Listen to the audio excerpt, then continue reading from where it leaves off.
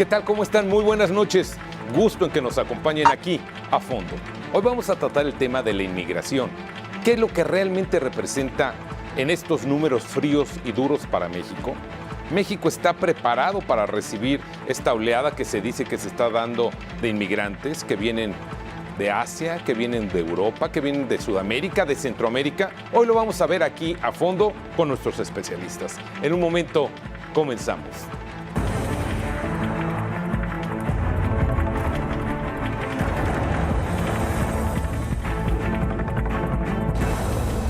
A fondo, con Eduardo Campos. ¿Qué tal? ¿Cómo están? Muy buenas noches. Gracias por recibirnos en sus hogares. Hoy vamos a tratar el tema de la migración en México. Y para eso tengo el gusto de que me acompañe Leticia Calderón, quien es investigadora del Instituto Mora. Leticia, bienvenida y muchas gracias por estar con nosotros. Muchas gracias por la invitación. Gracias. Aquí tengo a mi izquierda a Jorge Andrade. Él es investigador del Instituto de Seguridad y Democracia AC. Jorge, bienvenido y muchas gracias. Muchas gracias. Bienvenido. Y finalmente está Olip Sumamis, espero haberlo pronunciado bien. Él es director general de la consultoría Olip Sumamis, de la cual pues precisamente tú nos vienes hoy a hablar y a explicar qué es lo que está pasando en este país con la inmigración. Ustedes, señores, el tema que yo les pongo en la mesa es el siguiente. México ha vivido siempre con el mito, con la idea de que la migración, pues aquí está, pero hoy la vemos de una manera impresionante. Los números se han incrementado de manera rotunda. Según datos que nos acaba de dar la semana pasada que estuvo aquí el comisionado de Naciones Unidas por los Refugiados, en los últimos 4 años, 580% se ha incrementado el número de inmigrantes aquí en México que han pedido refugio. Jorge, ¿qué nos dices al respecto? Sí, las características a nivel mundial, porque no nada más es de México, precisamente las brechas salariales entre los que tienen y los que no tienen se han ido incrementando. Si a eso sumamos la violencia de los países, pues vemos que los flujos migratorios lo que están buscando es precisamente tener mejores condiciones de vida económicas, tener para salud, para educación, alimentación, pero también escapar de ser violados, de involucrarse en las pandillas, de involucrarse en la delincuencia organizada. Entonces es toda una estructura que se está teniendo, entonces por eso el incremento de los flujos buscando mejores condiciones de vida. Leti, ¿podríamos hablar de que la violencia, la pobreza, la falta de oportunidades de empleo y en algunas ocasiones hasta la opresión son factores fundamentales para la migración, principalmente de Centro y Sudamérica hacia México? No, en cualquier parte del mundo los factores de violencia y la economía precaria son elementos que hacen y provocan la migración internacional, y digamos que es la que llamamos la migración forzada, que es el 98% de la movilidad en este planeta.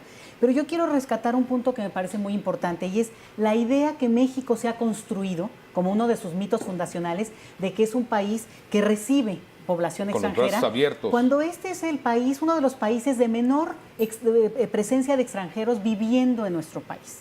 Este es un país que tiene algunos de los indicadores más altos de emigración, o sea, mexicanos que radican fuera del país, y a su vez es un país de bajísima recepción de extranjeros. Y parte de este mito, ahora que tú decías de lo que comentaban en otra ocasión respecto a las solicitudes de refugio, es que ahí hay una mentirilla, y es el hecho de que si 500% más de aumento de solicitantes de refugio, no quiere decir que la ley mexicana, que es muy, muy dura, acepte esas solicitudes. Primero es eso. Y luego la otra es que cuando hablamos de aumento de 500% es porque es tan bajo la solicitud de refugio en nuestro país que cuando tú ves las cifras que se aumentó de 2,000 a 8,000 el número de solicitantes de refugio, bueno, estamos hablando de un país de 130 millones de habitantes. Eso es, para cualquier estándar, en cualquier otra parte, incluso América Latina, bajísimo. Entonces, yo quisiera proponer una forma diferente de empezar a pensar el país, diciendo qué poca presencia de extranjeros tenemos y cómo tenemos que ir abriéndonos y educándonos a lo que sí va a ser el futuro del siglo XXI, que sí es el de empezar a aprender a vivir juntos. Olip, tenemos que empezar o ya estamos viviendo con otras nacionalidades aquí en México? Pues ya hay bastantes extranjeros que viven en México, que trabajan en México. México está atrayendo a mucha inversión extranjera, así que, como decíamos, todo el Bajío, Querétaro, San Luis Potosí, Aguascalientes, León, Guanajuato, hay mucha inversión extranjera en esa zona. En otras zonas también, en el norte, todo el sector automotriz, aeroespacial, está invirtiendo en México, así que hay muchos, como decía también, hay 9,000 japoneses en Aguascalientes, hay 12,000 coreanos más o menos en Monterrey.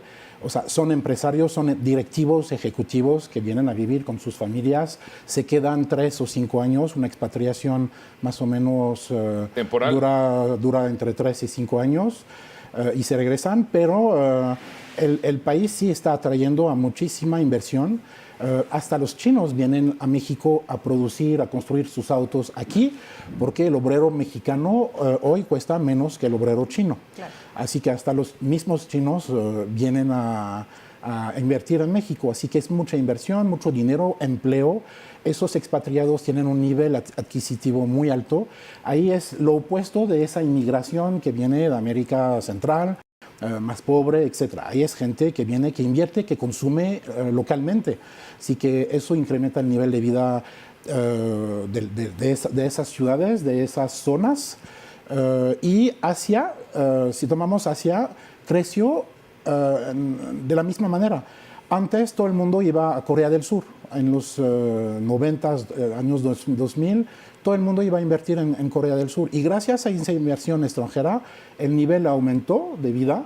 Y como los salarios se incrementaron, pues todo el mundo se fue a China. Y en China, pues los sueldos eran muy bajos, las empresas, las plantas se implantaban en China. Y hoy en día, pues igual, o sea, hubo el mismo proceso que en Corea del Sur, es decir, que el nivel de vida se incrementó en China, o sea, más o menos. Y ahora, pues como los sueldos son demasiado altos para esas empresas, pues se vienen a México, porque el nivel de vida es más bajo. Pero me imagino que en los años que vienen, pues gracias a esa inversión extranjera, los niveles en provincia y en la Ciudad de México, los niveles de vida se van a incrementar también y se desarrollarán esas ciudades, se van a modernizar. Eran ciudades muy mexicanas, muy encerradas, muy conservadoras, tradicionales, religiosas, y con esos extranjeros que llegan van a tener que abrirse y modernizarse, ¿no? Al nivel social, hablo. Déjame preguntarte, porque entonces la migración en México, la inmigración, tiene distintos rostros. Bueno, primero que nada es que la migración es un reflejo de las sociedades. Y en ese sentido tú tienes, bueno, obviamente diferentes niveles socioeconómicos y experiencias, y aquí lo que comentas también tiene que ver con orígenes nacionales y, ojo, también de una estancia que está acotada a un empleo y a una temporalidad en el país. Entonces nosotros no incorporamos eso como una migración que se quede en el país. Seguramente algunos se irán quedando, sí. El que se acaba quedando con alguna mexicana o mexicano, o sea, puede ser, eso es parte de la experiencia de todo proceso migratorio, pero lo que nosotros tenemos como el gran flujo migratorio realmente es muy acotado y, repito, hay que verlo en la dimensión de país que somos. Y lo que más bien llamo la atención es a decir, lo que tenemos que hacer es cambiar esa narrativa. Ciertamente, los rostros de estas diferencias de inmigración es también las historias nacionales de las que provienen. Por ejemplo, hoy tenemos una presencia más notoria, pero tampoco tan relevante en términos de números, no lo son, pero más notoria, por ejemplo, de Centroamérica. Decía yo, son solicitantes de refugio, pero la ley mexicana los excluye de manera muy fuerte, o sea, pone unos filtros y unas trabas tremendas. Pero lo que tenemos es que con ese aumento, pues obviamente hay mayor presencia, hay mayor intercambio, un nuevo flujo producto de la crisis venezolana en el mundo entero, digamos, está viendo sobre todo en la región, que empieza a llegar en números también importantes al país, pero nada que ver, por ejemplo, con los 80,000 solicitantes de asilo en Brasil desde Venezuela. En México no tenemos más de 2,000 o 3,000 personas que están en esta situación en este momento. Pueden estar otros sin esa solicitud de visado, pero a lo que voy es, México tiene que empezar a ver con mucha más claridad la necesidad de incorporar a su imaginario la diversidad, que no tenemos experiencia en eso. Y nada más decirte otra cosa, hay grupos que a México ni siquiera han llegado. En países de Sudamérica, como Uruguay, como Argentina, como Chile, como Brasil, ha llegado una oleada importante de sirios. En la mayor crisis de nuestro tiempo, la mayor crisis humanitaria de nuestro tiempo, a México han llegado 10 sirios. Caray. 10 sirios. ¿Por qué? Porque la ley mexicana ha tratado de excluirlos de manera muy, muy evidente. ¿Por qué? Bueno, porque tiene otros frentes abiertos, porque esta es una situación de emergencia nacional, también la nuestra. Pero no quiere decir que México sea compatible en términos de su discurso humanitario con lo que realmente hace a la hora de ejecutar, por ejemplo, abrir los brazos al mundo. Bueno, pues ciertamente no, ¿eh? México tiene, y estamos además en una transición a cerrar aún más la ley de migración que cierra las posibilidades de que gente con cierto perfil no entre al país.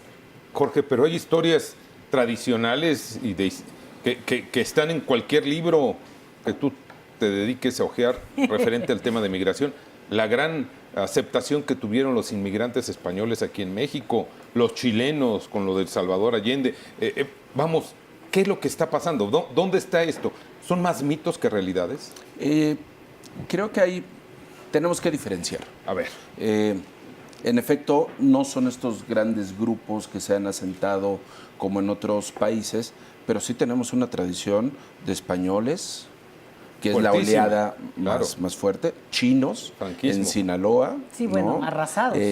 Franceses, alemanes en Chiapas, tenemos una comunidad Nikkei en la Ciudad de México muy importante, tenemos de Medio Oriente en Mérida, en esa zona que podemos probar un kiwi con chile habanero bastante bueno, o sea, tenemos presencia, ¿no? Sin embargo, también las características de estas migraciones son distintas, o de estos flujos son distintos a las migraciones centroamericanas. Y ahí quería apuntar algo. Si bien es cierto, hay una fuerte inversión por parte de estos empresarios que vienen de China o de otras partes del país, también hay una fuerte inversión velada de los migrantes que pasan por México. El dinero que están recibiendo ellos diariamente para sostener su viaje a la frontera con Estados Unidos, van derramando localmente todo eso y potencializa a los mercados locales. Veamos en Ixtepec. En Ixtepec, antes de 2014, el primer contacto era con el mercado sobre ruedas que había cerca del albergue de Hermanos en el Camino. Un motor para la economía de ahí. De repente, incrementa el flujo.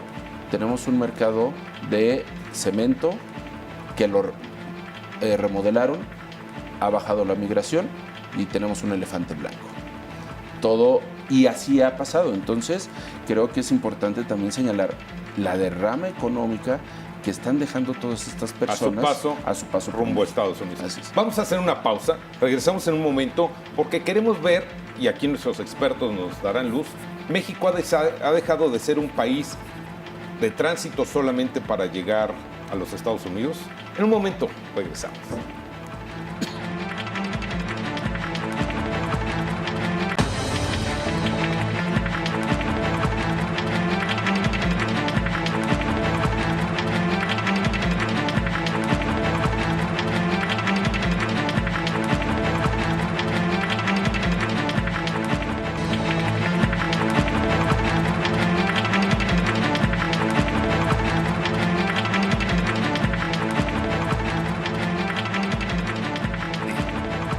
¿México ya dejó de ser un país de paso rumbo a Estados Unidos solamente? México es todas las opciones de migración que hay. Emigración, inmigración, tránsito, retorno migratorio y, por supuesto, un país de acogida.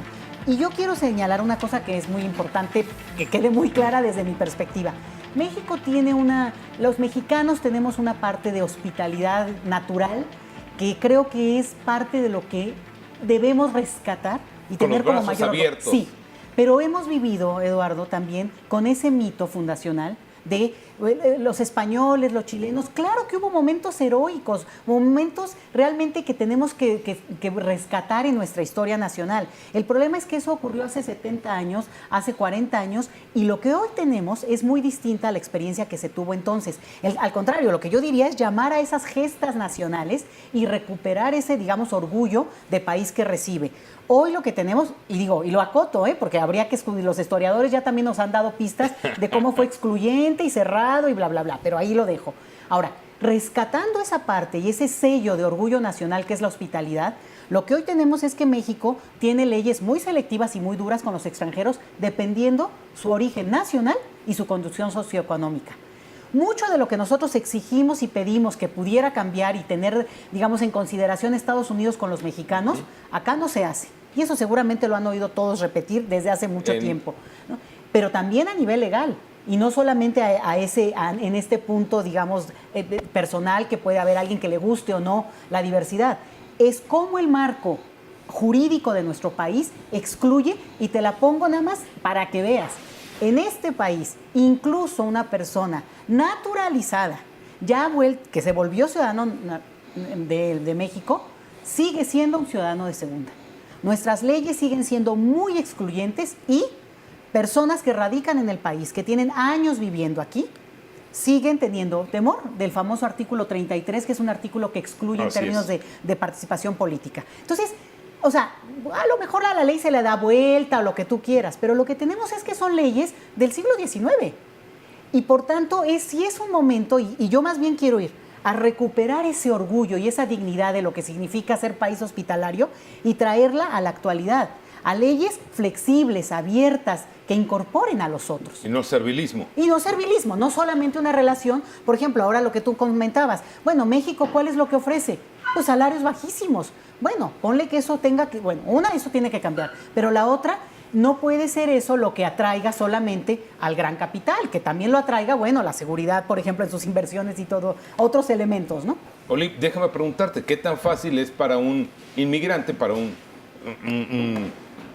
extranjero que viene aquí a laborar por unos años, realmente venir, trasladarse a México, tener todas las facilidades legales para poderlo hacer esto, incluyendo sus papeles, sus documentos? Bueno, la ventaja de esos expatriados, son directivos, ejecutivos, es que trabajan en multinacionales, que tiene un área legal, y es la empresa que hace todo el trámite. Así que tienen un contrato, llegan con un contrato laboral y obtienen sus documentos, o sea, fácilmente, por la vía normal y con los tiempos de migración, pero los obtienen fácilmente. Para ellos es muy fácil, o sea, esa parte es muy fácil, y es un mercado mexicano muy atractivo, porque aún hay nichos que desarrollar. O sea, en Europa, en Estados Unidos, yo diría que ya están al tope de...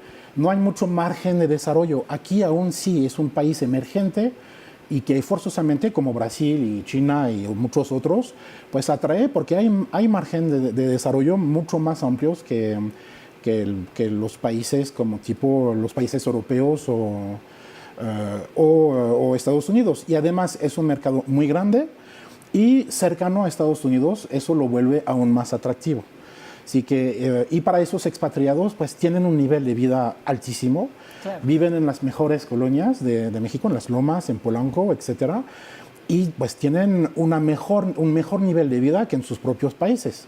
O sea, yo soy parisino, un depa grande en París. Frente a la Torre Eiffel. Ahí es carísimo, ¿no?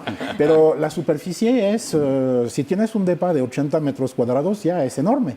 Pues aquí ellos viven en casas en Las Lomas, cuando son directivos, de 500 metros cuadrados, o sea, que con chofer, con todo el personal, así que tienen un nivel de vida impresionante y les conviene, o sea, están a gusto. Y además México es un país tan increíble en términos de diversidad, de gastronómica, de paisajes, o sea, viajan, o sea, es... cuando vienes como dicen aquí, de los países del primer mundo, y que vienes a trabajar en un país en esas condiciones de un país emergente, pues ganas. Diferente a la gente que que aborda la bestia ya en Tenosique, ¿verdad? Totalmente. Por ejemplo, en Tabasco. Sí, totalmente. O sea, tenemos... si Otra bien cara de la migración. una cara distinta. Son poblaciones en las... pues que tienen problemas estructurales, ¿no? Sus países, grandes problemas estructurales, y que vienen a un país con grandes problemas estructurales también, ¿no? Tenemos esta situación en las cuales, comentaba Leti un poco, somos... ¿cuál es uno de los mitos que tenemos como sociedad, que somos un país de acogida? Tal, pues no lo sé, pero por lo menos si revisamos las casas donde está la ruta, que hoy cada vez se suben menos al tren, pero donde está la ruta, son zonas totalmente pauperizadas. No tienen servicios, la cuestión salarial es muy baja, sufren lo mismo que las mismas personas que están llegando. Claro, hay una casa en donde les ofrecen comida, agua, ropa. Lo ve la población y dice, oye, históricamente mi abuelo ha estado luchando porque haya una patrulla, porque haya alumbrado público, porque haya tal, porque a ellos se los dan y no a nosotros. Ajá. Sin saber que todo es un esfuerzo de organizaciones, de sociedad civil, de varios actores, pero eso implica también una estigmatización hacia el otro. Entonces hay un rechazo, porque él sí y yo no, si yo soy mexicano. Correcto. Entonces entramos con matices que nos llevan a decir, pues no, pues el que roba es el migrante. Ah, es el que trae la mochila, es el que viene sucio, el que viene mugroso, el que habla distinto, ¿no? Porque además vivimos en un país altamente racista. O sea, estas migraciones en las cuales nos gusta el ojo claro, el cabello rubio, pues dices, difícilmente me veo hacia una persona más oscura. El indio le llama indio aquí a México, ¿no? Y de manera despectiva. Entonces, son cuestiones profundas de nuestra sociedad que, por el contexto en el que vivimos de lo políticamente correcto, se dice poco. Okay. Nada más se dice en círculos cerrados, pero tenemos que señalarlo. México es un país altamente racista.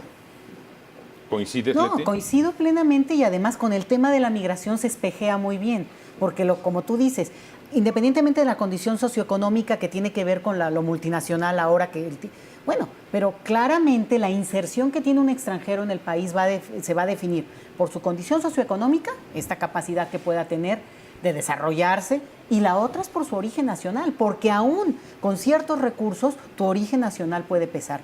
Y creo que esa es una de las cosas que valdría la pena empezar a abrir y discutir, como tú dices, sin que sea una cuestión políticamente correcta o incorrecta, sino decirla con sus letras. Y a esto le sumo, me parece que entra, porque tú decías ahora, Jorge, no, y porque son extranjeros, porque el que es de otra parte. Con el retorno migratorio que hemos vivido los últimos 10 años de una manera sostenida, siempre ha habido retorno migratorio, pero no en las condiciones que lo hemos visto. Los mexicanos que están regresando al país enfrentan condiciones, además de traumáticas, porque no querían regresar al país, porque no era su trayectoria, su elección de trayectoria de vida, por lo que sea, se enfrentan a la parte medular de nuestra sociedad, que tiene que ver con el racismo. Y entonces, de repente, no solamente los atacan porque se fueron, ¿no? Por pochos, porque ya dejaron su origen, sino porque además están regresando y no hablan español como nosotros. Correctamente. Bueno, pues no sé si sea lo correctamente, pero ¿me entiendes? Pero este juego, es más, te la pongo así, algo que nos muestra este ejemplo es que los candidatos a la presidencia hoy en México juegan con la idea de superioridad cuando dicen yo sí hablo inglés. O sea, ¿cómo? Pero es este juego que nuestra sociedad reivindica y aplaude mucho, de decir, el extranjero, pero el deseable, seguro habla otro idioma y además tiene ciertas características. El que no lo es, o en este caso el retornado, ¿por qué habla español? ¿Por qué habla mal español? ¿Y por qué se habla bien inglés? Bueno, premias a unos y castigas a otros, pero ese yo creo que es algo muy complejo, es sutil, pero es un mensaje muy profundo de decir, un mexicano que habla bien inglés o es económicamente más con recursos, sí, claro. Y ese es el mensaje que nos quieren mandar, por ejemplo, en este caso de las campañas, o es un donadie que no habla ni siquiera bien inglés, ¿no? Es un poco el mensaje, o qué raro que hable bien inglés, ¿se estará negando sus raíces? Eso está ahí, y la verdad te lo digo, la gente lo está sufriendo a nivel de la inserción en las escuelas, en el trabajo, en la exclusión que significa, por ejemplo, chicos que retornan al país y que no hablan tanto español como los jóvenes de su edad, y por tanto pues se empiezan a aislar también. Entonces, todo lo que tiene que enfrentar el país también es incorporar un discurso que modifique esa narrativa y que entendamos que, bueno, a veces usted habla con un acento pues por su origen, que bueno, felicidades, y que tiene un atractivo, lo mismo que el chico retornado, pues más allá de su deseo, ¿no? Digo, estoy poniéndolo con los jóvenes, pero me parece que sí nos espejea muy bien el tema de la migración. Tenemos un minuto antes de irnos al corte, pero te quiero preguntar, Oli, ¿fue fácil para ti llegar, instalarte en México? Y yo no llegué de expatriado, yo llegué de turista y decidí quedarme. Y pues tenía mis contactos, trabajé en Televisa y al final sí fue fácil. Pero eso del racismo, yo viví una experiencia de alguien en una empresa que hablaba muy mal de los indígenas. Yo le dije, pero a ver, o sea, mira mi piel, o sea, yo estoy lejos de los vikingos, ¿no? Y me dijo, sí, pero tú eres francés. O sea, puedo ser negro o de origen, que tengo orígenes africanas, pero como soy francés, ahí está bien. Ya se nivela. Así que sí se nivela. Así que sí hay un racismo muy fuerte, pero hacia sí, los indígenas, etc. Y eso qué lástima, porque hablamos de los mismos, o sea, son mexicanos. ¿No? O sea, en muchos países hay racismo hacia gente de afuera, ¿no? Aquí el racismo es hacia gente de adentro. Y eso, bueno, o sea, habrá que un día ponerlo sobre la mesa y... O sea, yo creo que no le dieron la vuelta a la hoja aún en México a la conquista, y aún la conquista es una herida abierta que duele en el inconsciente colectivo, claro, y que impide al país de ir adelante. O sea, es un país que se desarrolla muy lentamente porque está preso de ese pasado que carga de perdimos, y bueno, o sea, hay mucho que valorar, pero no estar enfocado en perdimos, ¿no? Vamos a hacer una pausa y regresamos con usted en un instante.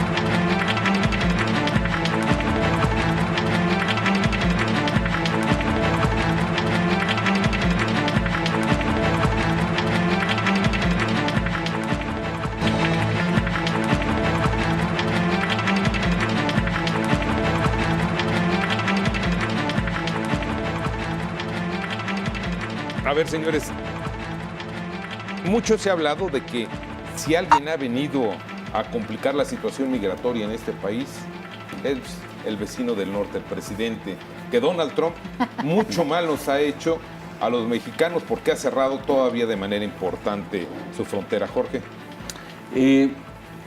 Creo que a título personal, lo señalo, puso sobre la mesa nuevamente el tema de migración y lo platicábamos ya en un espacio y Leti creo que lo secundará. Sí, ¿no? bueno. O sea, vino a poner la migración. O sea, si vemos la Comisión de Asuntos Migratorios en la Cámara del Senado, lo tenía Ana Gabriela Guevara. En la Cámara de Diputados, ¿quién tenía? Yo cuando la designaron a ella dije, qué bueno, se podrán subir a la bestia más rápido, ¿no? Ojalá les enseñe técnicas, pero ni eso, ¿no? En la Cámara de Diputados, ¿quién era el de Asuntos Migratorios? En la Asamblea, o sea, la migración no les interesa y como dato, lo pongo, en 2005 se recibían 21.688 millones de pesos vías remesas. Remesas, sí. Ajá. En 2017 se recibieron 28.771 millones de dólares. La fuente más importante de ingresos de este país. Simplemente en turismo, que dicen que tuvo un boom en 2017, fueron apenas 21.000 millones de dólares. Lo que se le invierte a turismo, que se le invierte a manufactura, que se le invierte a petróleo para generar esas divisas, y en migración se le invierte 3 años de primaria, 4 años, y entonces Trump vuelve a poner sobre la mesa el tema de migración, siendo que inclusive Obama fue quien deportó más mexicanos en su periodo. Estamos hablando de más de 2 millones de personas que fueron deportadas. El dato apenas hasta 2006, en 2016 se deportaron 219.905 personas, ¿no? En 2001, que es una crisis con lo de las Torres Gemelas, se estaban deportando 2.167 personas diario. En 2009, 1.647 personas, que es cuando la crisis económica en el primer año Así de es. Obama. Entonces tenemos estos parteaguas y bueno, es una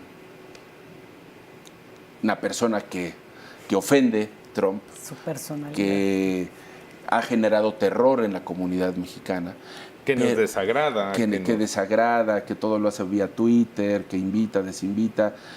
Pero el dinero, el recurso que dan para seguridad de frontera es el mismo. Y además la frontera ya no ha sido física, sino es una frontera virtual en donde han dejado operar a el crimen organizado, a las bandas delincuenciales, a los que trafican con las personas, precisamente porque es un beneficio también Este es para otro de ellos. los muchos mitos que hay en migración. Bueno, mira, Trump sí vino a mover el espectro del debate y voy a decirlo como es, ¿eh? Si no fuera por Trump, no estaríamos prácticamente aquí sentados, porque no nos hubiera puesto como sociedad mexicana a observar un poquito. El tema en la mesa, discutir. Bueno, ¿no? Yo les decía el otro día en una conferencia, ahora ya todo el mundo sabe cuando digo Dreamer, ¿qué es? Todo el mundo ya entiende que si estos chicos que crecieron en estos otros países, bueno, eso hace un año y medio nadie sabía de qué estábamos hablando, por decir un ejemplo. Y en ese sentido, en este país, si no es a punta de situaciones extremas, no entendemos o no vuelve a surgir el tema de la migración. Ustedes recordarán la tragedia de los 72 migrantes que se encontraron Sí, en San Fernando, Tamaulipas. Bueno, fue un punto de quiebre en términos del proceso migratorio, porque se estaba discutiendo la que es la ley de migración en nuestro país. Años después lo que tenemos es un candidato y luego presidente de Estados Unidos que no ha dejado de golpetear verbalmente, y en ese sentido lo que tenemos es que México no ha tenido una reacción como gobierno, incluso como sociedad, en la cual se haga cargo, por ejemplo, de lo que significa el retorno, por ejemplo, de lo que significa en su momento el cierre o el fin del programa temporal de visado para Centroamérica, que eso implicará para México también una presión adicional. ¿Por qué? Porque si hay un retorno a Centroamérica, pues nosotros estamos en medio. Entonces, aquí hay un punto en el cual México no puede escapar de su geografía. Y tú tienes razón con que no se trata de cargar por el resto de nuestras vidas esa cruz, pero también tenemos que hacernos cargo de esa cruz, en el sentido de que todos los pueblos tenemos, nuestro origen nos marca, y aquí la relación con Estados Unidos, pues definitivamente define, y como nunca ahora con Trump, lo que México podría hacer desde mi punto de vista es exactamente lo contrario a lo que este señor trata de sugerir. Por ejemplo, México seguir siendo la frontera el trabajo que hace de frontera para Estados Unidos. México detiene mucho más personas de Centroamérica que realmente lo que llega a Estados Unidos y lo que llega a cruzar. México es esa frontera y para todos eso es muy claro. No lo ha sido de ahora, tenemos 10 años por lo menos con esta experiencia. Entonces, yo creo que también habría que hacer una crítica muy fuerte a la postura que México, el gobierno mexicano ha tenido, no de ahora solo, sino ya de un largo tiempo, en tema migratorio. ¿México sigue siendo atractivo o se ha vuelto más atractivo ahora para los inversionistas del extranjero que quieren venir aquí? Sí, México, yo creo que es el Mexican moment, es el momento de México en términos de atractividad del capital extranjero para invertir en el país, con los problemas que hay de violencia y esos temas que preocupan muchísimo. Corrupción, violencia, exactamente, eso preocupa mucho, sobre todo que son inversiones millonarias o billonarias, como por ejemplo en el petróleo. Pero sí, México se queda muy, muy atractivo. Ahora, lo que quisiera decir, sin ser el especialista como ustedes de esos temas de inmigración, es que, hablamos siempre de cómo los presidentes estadounidenses pues tratan a los mexicanos del otro lado. Ahora, estamos hablando de inmigración ilegal. Nosotros europeos fuimos bastante protegidos. Siempre hubo inmigración de África del Norte, etcétera. Pero el año pasado tuvimos masivamente llegadas de sirios, como decías que aquí recibieron 10, nosotros fueron millones de sirios, de afganos y todos esos africanos que están llegando por el Mediterráneo y para países como España, Italia, Grecia o por países del este, porque los sirios llegan del este y Alemania tuvo que recibir 1 millón de sirios, o sea, sirios, afganos, etcétera. Y eso genera, o sea, para nosotros europeos fue un choque. ¿Qué hacemos con tanta gente que llega? Hay que apoyarlos, no hay de otra. Pero los pueblos, los alemanes, por ejemplo, que Alemania recibió 1 millón. Angela Merkel ahí sí. fue vital. Pero los pueblos pues dicen, a ver, los estás apoyando, yo tengo 2 años desempleado, no me apoyas. Lo que le estabas diciendo, Jorge. No me apoyas, así que lo ven injusto y eso genera los partidos de extrema derecha, fascistas, que están creciendo, que ya tomaron el poder en Austria, que ya están en el gobierno de Merkel en Alemania. En Italia acaban de pasar elecciones legislativas y se volvieron ese partido de extrema derecha el primer partido de Italia. En Francia estuvo a la segunda vuelta de las elecciones presidenciales. Es un problema, es decir que sí, Trump o Obama sobre todo regresaron a México muchísimos, pero es un verdadero problema esa inmigración ilegal, no es la legal, o sea, es la ilegal. Y es muy complicado de administrar, pero estamos siempre enfocados en esos gobiernos que rechazan a esos inmigrantes, pero yo lo vería un poco, o sea, ¿qué hacen los gobiernos de esos países, el gobierno mexicano, para que los mexicanos no tengan que ir a Estados Unidos? Bueno. O sea, para mí es el punto medular de eso, ¿no? No es que Trump va a poner su muro, o sea, es que ¿por qué tienen que salir del país para tener una mejor vida? Adelante. Yo creo que es un tema yo creo importante. que, habría que cambiar totalmente la narrativa cuando uno dice, ¿cómo puede ser que la 14 economía más rica del planeta, que es México, tenga este porcentaje de población que radica en el extranjero, que es el 10% de su población? Y además en un momento en el que tenemos un bono demográfico que estamos perdiendo por culpa de la migración. O sea, en vez de verlo que nos preocupara a largo plazo, como sí suelen hacer los europeos, México deja ir a sus mejores, por lo menos ese sector. Entre fugas de cerebros. Exactamente. Bueno, tienes 1 millón de mexicanos con niveles de escolaridad por encima de la licenciatura. Eso es una pérdida. Es increíble que lo permitamos. Bueno, pero creo que aquí entra el punto donde hay consecuencias. Creo que es la primera vez en términos de globalización que podemos ver que lo que ocurre en un lugar tiene consecuencias para otro lado del planeta, porque no hay forma de escapar a eso. Me refiero a que de repente las oleadas de millones de personas que llegan huyendo, pues vienen huyendo de lo que cualquiera de nosotros huiría. Niveles de violencia extrema, una situación precaria. O sea, ¿quién no lo haría? Y nada más agrego, además de la migración, que nosotros le decimos indocumentada y no ilegal, porque es como un principio de léxico políticamente correcto, hay en Estados Unidos hoy, producto de la guerra que inició Felipe Calderón Hinojosa cuando era presidente de este país, o así le llamó, hoy hay 20,000 solicitantes de asilo político en Estados Unidos.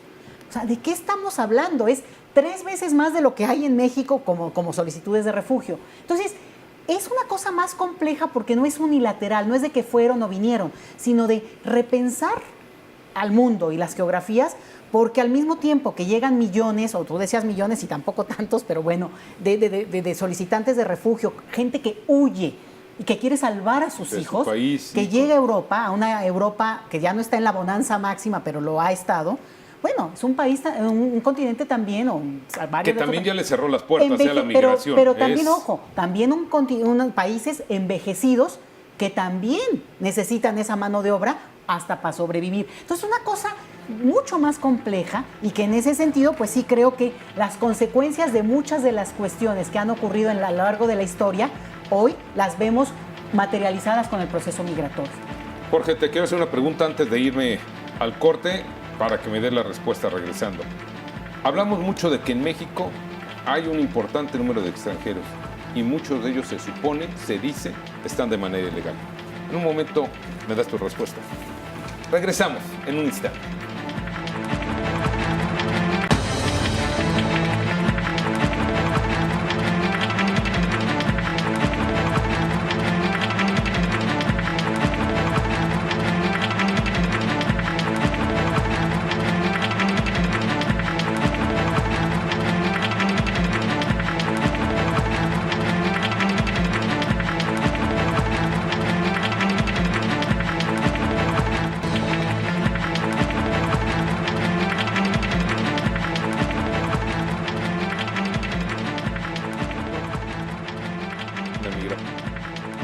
Jorge, ¿hay ilegales en México?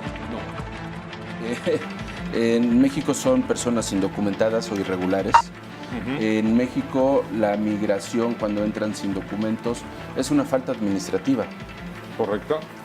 No es una cuestión penal, no se judicializa, a diferencia de Estados Unidos. Por eso en Estados Unidos sí se utiliza el término ilegal, porque lleva a esta cuestión de judicialización, de penalización, que inclusive si ellos incurren en volver a entrar después de que son deportados, pueden pasar hasta 10, 15 años en la cárcel. En la cárcel. Por ¿Y aquí? ese tipo. Y aquí no, aquí es una cuestión administrativa, que muy bien pudieran pagar una multa y salir de las estaciones migratorias, que es algo que también está presente. Entonces, es una migración irregular, indocumentada, en donde no tenemos que olvidar que también un poco con lo que decía Leti, la migración es una cuestión económica, de donde le veamos.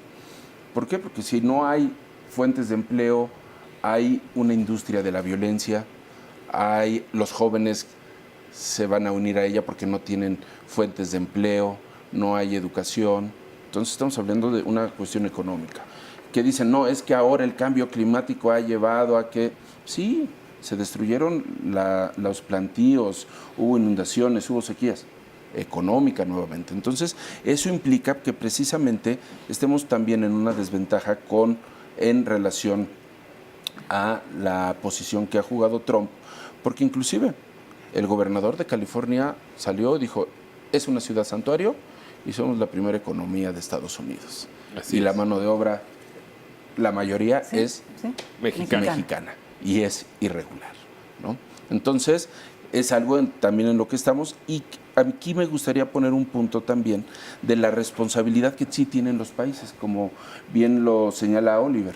Hay una responsabilidad, porque decimos, Trump, bueno, que no, nuestro legado como país también ha sido el respeto al derecho ajeno, a que otros países decidan. Si nosotros no generamos las condiciones para que esas personas se queden en sus países, ¿por qué tenemos que estar criticando lo que sucede en otro también? ¿No? Siempre se ha dicho, el derecho a migrar, no, tiene que haber un derecho a no migrar, porque los países de origen, llámese Guatemala, Salvador, Honduras, México, deberían de generar las condiciones socioeconómicas para que esas personas tengan acceso a salud, a educación, alimento, que no tengan que arriesgar sus vidas que no se tengan que mover de su país de origen. Y que Solo por opción, ¿no? Sí, y que si Por se quieren mover es porque, bueno, hay una mejor opción, pero no tienen que arriesgarse a subirse a un tren, a que les corten la cabeza, a que sean secuestrados y los rescates van los rescates de los $2,000 a los $7,000, ¿no? En donde las desapariciones son fuertísimas, vuelvo a la derrama económica, porque se derrama muy fuerte el dinero, no nada más al crimen organizado, no nada más a la tienda, al señor del café de internet, no nada más a la señora que les permite bañarse, el policía estatal, el municipal, el federal, el de migración, todos les cobran cuotas a través de la extorsión. Y desafortunadamente ahora tenemos datos que hasta el mismo ejército en la zona sur, principalmente en Chiapas, les está quitando su dinero. Entonces, tenemos una situación bastante complicada, y con los migrantes mexicanos, pues esto de somos México, pues quién sabe qué quiera decir, porque este programa que lo dejan en migración, pues no atiende a los mexicanos. Hemos trabajado muy de cerca con Iniciativa Quino para la Frontera, que está en Nogales, Sonora, inclusive los datos que ellos presentan son aterradores, porque precisamente los mexicanos, ellos atienden al 63%, a la población que atienden es el 93% son mexicanos, y yo no utilizo las palabras retornados, deportados. Sí, porque no quieren regresar, los mexicanos no quieren regresar. Son personas que se fueron desde los 5 años, que están hechos a la vida estadounidense. ¿A qué regresan a México? ¿A Chiapas? ¿A Guerrero? ¿A Oaxaca? En donde no hay condiciones. A mal hablar, como decía Leti, con un español no tan fluido. Sí, y pero eso lo aprendes, ¿no? El problema ahí es la violencia, ¿no? La violencia, pero además también, seamos sinceros en el sentido de esta tradición, que creo que es otro parte de los mitos, la tradición de ser mexicano. Entonces conocen a sus pueblos a través de fotografías, de lo que contó el papá, lo contó la abuela, y son mexicanos en Estados Unidos. Cuando vienen a México, son estadounidenses. Eso. Tenemos 2 minutos para poder concluir. Te pido de favor, Olip, que nos puedas dar una conclusión del tema que estamos manejando, la inmigración en México. ¿Es un país México atractivo? ¿Es un país importante? Es un país de extremos y para nosotros europeos, y ahí otra vez voy a hablar de esos expatriados, o sea, es un país donde muchísimos se enamoran por la calidez humana, por el país en sí, que es increíble, la gastronomía, etc. Pero esas personas tan cálidas que te reciben como extranjero tan bien, también del día al otro se pueden transformar en monstruos que te cortan en pedacitos. Es decir, que es la historia de Dr. Jekyll. El mexicano es un poco Dr. Jekyll y Mr. Hyde. Es decir, que tiene los dos a la vez, ¿no? Hay un monstruo adentro y que cuando sale por las noches se vuelve violento, porque hay un nivel de violencia. Las matanzas no es una bala en la cabeza, o sea, siempre es horrible, estamos en la barbarie. Para nosotros europeos a veces nos lleva a los nazis que hacían horrores así. Y es atractivo, pero a la vez asusta. Yo, mis clientes expatriados, las primeras preguntas es, ¿podemos salir de noche? Oye, ¿dónde podemos ir o no? La imagen de México afuera no es muy buena, porque se habla siempre, la prensa habla siempre más de los problemas y de las fosas comunes que lo bonito, ¿no? Concluimos, Jorge. Hay una responsabilidad de parte de los gobiernos de origen, de que debe de generar las condiciones estructurales para que su población se pueda quedar. México tiene una gran responsabilidad en cuestiones de parar la violencia, de atacar a los grupos delincuenciales, en el sentido de que ya no sea el migrante visto solamente con el signo de dólares en la frente, y que bueno, y que debe de generar las condiciones para ellos y para los mexicanos que están siendo retornados, porque son los que han sido el motor económico en las economías locales. Leti, por favor. No concluimos. hacer lo que Trump ha hecho. Dejar de criminalizar a los extranjeros por su condición de origen. Si hay un criminal que roba casas y que es de alguna nacionalidad, evitar ponerle la etiqueta de nacionalidad, porque es exactamente lo mismo Es que hizo criminal. Trump. Entonces, mi consejo, mi mensaje sería, no hagamos lo mismo que Trump. Evitemos lo más posible ser como ese señor, porque creo que a todos nos desagrada, y en ese sentido, bueno, pues ponernos a la altura y separarnos. No repetir lo que está haciendo Trump, porque México lo hace muy bien, ¿eh? Gracias. Le agradezco mucho a nuestros participantes. Jorge Andrade, investigador del Instituto de Seguridad y Democracia, AC. También mucho le agradezco a Olip Suma-Mis, es otro hombre que nos vino a aportar mucho a esta mesa. Y Leticia Calderón, gracias, del investigador del Instituto Mora. Pero sobre todo a usted por habernos permitido entrar a su hogar. Esto es A Fondo.